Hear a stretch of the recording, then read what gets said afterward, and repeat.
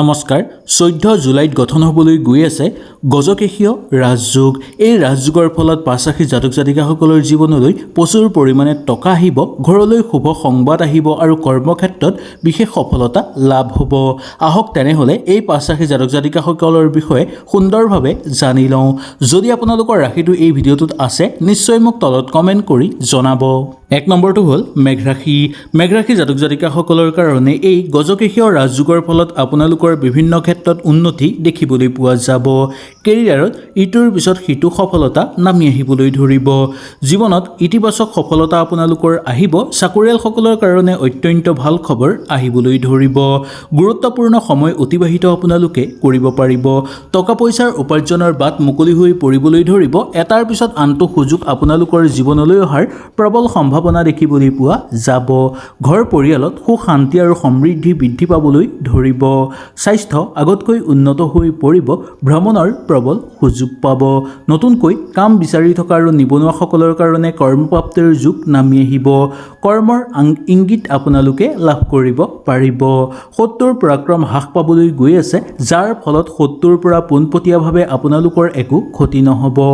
নতুনকৈ ঘৰত যদি মূল্যৱান সম্পদ আপোনালোকে ক্ৰয় কৰিম বুলি ভাবিছে নিঃসন্দেহে পাৰিব। ঠিকা ঠুকলি কৰি থকা লোকসকলৰ কাৰণে মংগলময় দেখিবলৈ পোৱা যাব পাৰে। বন্ধুবৰ্গৰ লগত থাকোঁতে আন্তৰিকতা বৃদ্ধি পাবলৈ ধৰিব আৰু এটাৰ পিছত আনটো সুযোগ সুবিধা আপোনালোকৰ জীৱনলৈ আহিব আৰু সেই বন্ধুবৰ্গই আপোনালোকক বহুকেইটা ক্ষেত্ৰত সহায় সহযোগিতা কৰা দেখিবলৈ পোৱা যাব। 2 নম্বৰ ৰাশিটো হৈছে সিংহ ৰাশি। সিংহ ৰাশি জাতক জাতিকাসকলৰ কাৰণে অত্যন্ত শুভ সময় আহি পৰিছে। 14 জুলাইৰ পিছৰ পৰা আপোনালোকৰ গজকেশীয় ৰাজযোগ তৈয়াৰ হ'বলৈ গৈ আছে, যাৰ ফলত আপোনালোকে যি কামত হাত দিব সেই কামতেই সফলতা অৰ্জন কৰিব পাৰিব। এই ৰাশিৰ জাতক জাতিকাসকলৰ জীৱনলৈ আহিব ভাল খবৰ। শিক্ষাৰ শুভ সংকেত আপোনালোকে লাভ কৰিব পাৰিব আৰু শিক্ষাৰ সংক্ৰান্তত আপোনালোকৰ ভাল খবৰ অহাৰ যোগো দেখিবলৈ পোৱা যায়। কৰ্মৰ সূত্ৰে আপোনালোকে দূৰ ভ্ৰমণ কৰিবলগীয়া হ'ব পাৰে। ধাৰ্মিক ক্ষেত্ৰত আপোনালোকে সংগ দি আনন্দিত অনুভৱ কৰিব পাৰিব। টকা পইচাৰ উপাৰ্জনৰ বাট মুকলি হৈ পৰিব আৰু টকা পইচাক লৈ যি সমস্যা আপোনালোকৰ মাজত চলি আছে সেইবোৰ নোহোৱা হৈ পৰিব।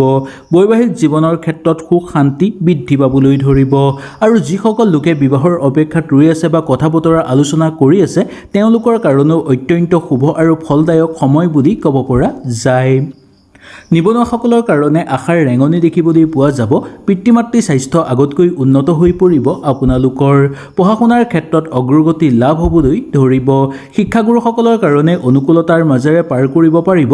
যুটীয়াভাৱে যদি কিবা কাম আপোনালোকে কৰি আছে সেই কামত ভাল ফল লাভ হ'ব আৰু নতুনকৈ যদি যুটীয়াভাৱে কাম কৰিব আপোনালোকে বিচাৰে তেনে ক্ষেত্ৰতো আপোনালোকৰ অনুকূল হোৱাৰ যোগ দেখিবলৈ পোৱা যাব। বন্ধুবৰ্গৰ পৰা পোনপটীয়া সহায় সহযোগিতা আপোনালোকে লাভ কৰিব পাৰিব। 3 নম্বৰ ৰাশিটো হৈছে কন্যা ৰাশি। কন্যা ৰাশি জাতক জাতিকাসকলৰ ওপৰত গজকেশীয় ৰাজযোগ তৈয়াৰ হ'বলৈ গৈ আছে, যাৰ ফলত আপোনালোকৰ পৰিৱেশ অনুকূল হৈ পৰিব। এটাৰ পিছত আনটো আপোনালোকৰ সুযোগ হাতলৈ আহিব। আত্মবিশ্বাস বৃদ্ধি পাবলৈ ধৰিব। আগতেই কৰি থোৱা কামৰ পৰাও শুভ ফল লাভ কৰিব পাৰিব। সন্তানৰ পৰাও সুখবৰ অহাৰ যোগ দেখিবলৈ পোৱা যায়। কৰ্মক্ষেত্ৰত বিশেষ লাভ কৰিব পাৰিব। কৰ্মক্ষেত্ৰত চলি থকা বাধা বিঘিনি আপোনালোকৰ নোহোৱা হৈ পৰাৰ যোগ দেখিবলৈ পোৱা যাব। সামাজিক ক্ষেত্ৰত খ্যাতি বৃদ্ধি পাবলৈ ধৰিব। এটাৰ পিছত আনটো সুযোগ সুবিধা লাভ কৰিব পাৰিব। কাৰ্যকৰী পৰিকল্পনা সুচাৰুভাৱে আপোনালোকৰ সিদ্ধি হৈ পৰিবলৈ ধৰিব। কেৰিয়াৰৰ কাৰণে অকণমানো চিন্তা কৰিবলগীয়া নাই, কাৰণ কেৰিয়াৰৰ ক্ষেত্ৰত নতুন নতুন সুযোগ আপোনালোকে লাভ কৰিব পাৰিব। বন্ধুবৰ্গ বা আত্মীয়ৰ পৰা সুপৰামৰ্শ লাভ কৰিবলৈও সক্ষম হ'ব। পাবলগীয়া অৰ্থ ঘূৰাই পাবলৈ পাবলগীয়া অৰ্থ আপোনালোকৰ হাতলৈ আহিব। লগতে যদি কিবা কাম বহুদিনৰ পৰা আপোনালোকৰ আধৰুৱা হৈ আছে, চেষ্টা কৰিও সেই কাম সম্পূৰ্ণ কৰিব পৰা নাই, তেনেহ'লে 14 জুলাইৰ পিছৰ পৰা আপোনালোকৰ সেই কামত হাত দিলে সুচাৰুভাৱে সম্পূৰ্ণ হৈ পৰাৰ যোগ দেখিবলৈ পোৱা যাব। মনটো আশাবাদী হৈ পৰিব পাৰে। বিয়া বাৰুৰ কাৰণে আগভাগ লৈ চাব পাৰে, নাইবা ঘৰত বিয়া বাৰুৰ কথা আলোচনা আপোনালোকে কৰি চাব পাৰে। নিশ্চয় সুফল লাভ কৰিব পাৰিব। মাটি বাৰীক লৈ চলি থকা বিবাদো আপোনালোকৰ সমাপ্ত হৈ পৰাৰ যোগ দেখিবলৈ পোৱা যায়। 4 নম্বৰটো হ'ল ধনুৰাশি। ধনুৰাশি জাতক জাতিকাসকলৰ ওপৰত গজকেশীয় ৰাজযোগ তৈয়াৰ হ'বলৈ গৈ আছে 14 জুলাইৰ পিছৰ পৰা, যাৰ ফলত আৰ্থিক স্থিতি আপোনালোকৰ ভাল হৈ পৰিব আগৰ তুলনাত। হঠাৎ ধন লাভ হ'বলৈ ধৰিব। বিনিয়োগৰ সংক্ৰান্তত আপোনালোকৰ আয়মাত্ৰা বৃদ্ধি পাবলৈ ধৰিব আৰু লগতে বিনিয়োগৰ ক্ষেত্ৰতো ভাল ফল দেখিবলৈ পোৱা যাব। ঘৰত অৰ্থৰ জমাৰ সংখ্যা বৃদ্ধি পাবলৈ ধৰিব। নতুনকৈ কিবা কামত নিয়োজিত হ'ব বিচাৰিলেও আপোনালোকে পাৰিব। জীৱনত চলি থকা সুযোগবোৰ আপোনালোকে অতি সোনকালে আকৰ্ষণ কৰি ল'ব পাৰিব। ঘৰত অতিথি আলহীৰ আগমনৰ ফলত ঘৰত এক সুন্দৰ পৰিৱেশ বিৰাজ হোৱাৰ যোগ দেখিবলৈ পোৱা যাব পাৰে। ওচৰ চুবুৰীয়াৰ লগতো সম্পৰ্ক অনুকূল হৈ পৰিব। প্ৰেম আৰু দাম্পত্যৰ ক্ষেত্ৰত সুখ অনুভৱ কৰিব আৰু সংগ সুখ লাভৰ যোগ দেখিবলৈ পোৱা যাব পাৰে। সন্তানে ঘৰৰ পৰা দূৰলৈ যাবলগীয়া হ'ব পাৰে শিক্ষাৰ ক্ষেত্ৰত বা কৰ্মৰ সূত্ৰে। খেল ধেমালিৰ লগত জড়িত লোকসকলৰ কাৰণে অনুকূল হিচাপে পাৰ হ'ব, কিন্তু অকণমান স্বাস্থ্যৰ প্ৰতি লক্ষ্য ৰাখিবলৈ চেষ্টা কৰিব। বন্ধুবৰ্গৰ লগত থাকোঁতে অনুকূল হিচাপে পাৰ হ'ব। কৰ্মক্ষেত্ৰত সহযোগীৰ লগত সৰু সুৰা কথাতে তৰ্ক বিতৰ্ক হ'ব পাৰে, কিন্তু আপোনাৰ নিজৰ বুদ্ধিৰ বলত সেই সকলোবোৰ সমাপ্ত কৰি ল'ব পাৰিব। ঠিকা ঠুকলি কৰি থকা লোকসকলে অকণমান সাৱধানতা অৱলম্বন কৰি চলিব, কাৰণ আপোনালোকৰ হাতৰ পৰা যাতে কিবা ভাল সুযোগ হেৰাই নাযায় তাৰ প্ৰতি বিশেষকৈ লক্ষ্য ৰাখিব। 5 নম্বৰটো হ'ল মীন ৰাশি। মীন ৰাশি জাতক জাতিকাসকলৰ ওপৰত গজকেশীয় ৰাজযোগ তৈয়াৰ হ'বলৈ গৈ আছে 14 জুলাইৰ পিছৰ পৰা, যাৰ ফলত আপোনালোকৰ জীৱনত এটাৰ পিছত আনটো উন্নতি আহিবলৈ ধৰা যোগ দেখিবলৈ পোৱা যাব। সামাজিক ক্ষেত্ৰত খ্যাতি বৃদ্ধি পাবলৈ ধৰিব। পৰিকল্পিত সকলো কাম আপোনালোকৰ সম্পূৰ্ণভাৱে হৈ পৰা দেখিবলৈ পোৱা যাব। চাকৰিয়ালসকলৰ পদোন্নতিৰ যোগ আছে আৰু লগতে দৰমহা বৃদ্ধিৰ প্ৰবল সম্ভাৱনা নামি আহিব। স্বাস্থ্য আগতকৈ উন্নত হৈ পৰিব আপোনালোকৰ।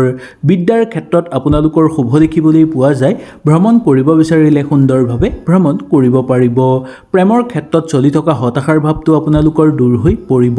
কৰ্মক্ষেত্ৰত যদি বহু সমস্যা আপোনালোকৰ সৃষ্টি হৈ আছে, সেই সমস্যা কিছু পৰিমাণে পাতল হোৱাৰো যোগ দেখিবলৈ পোৱা যাব। ব্যৱসায়িক বাণিজ্যৰ লগত জড়িত লোকসকলৰ কাৰণে অনুকূল হ'ব। সেই ব্যৱসায়ত যদি আপোনালোকে বিনিয়োগ কৰিব বিচাৰে, নিঃসন্দেহে বিনিয়োগ কৰিব পাৰিব। ঘৰুৱা পৰিৱেশ আপোনালোকৰ সুখ সমৃদ্ধি দেখিবলৈ পোৱা যাব।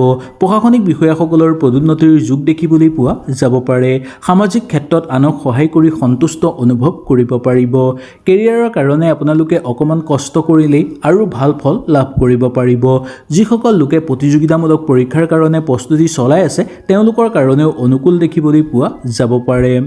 ঘৰত যদি কাৰোবাৰ বিয়া বাৰুৰ কথা আলোচনা কৰি চাব বিচাৰে, তেনেহ'লে নিঃসন্দেহে চাব পাৰিব। নিশ্চয় সুফল লাভ কৰিব পাৰিব, যাৰ ফলত আপোনালোকৰ জীৱনত এটাৰ পিছত আনটো উন্নতি আহিবলৈ ধৰা যোগ দেখিবলৈ পোৱা যাব।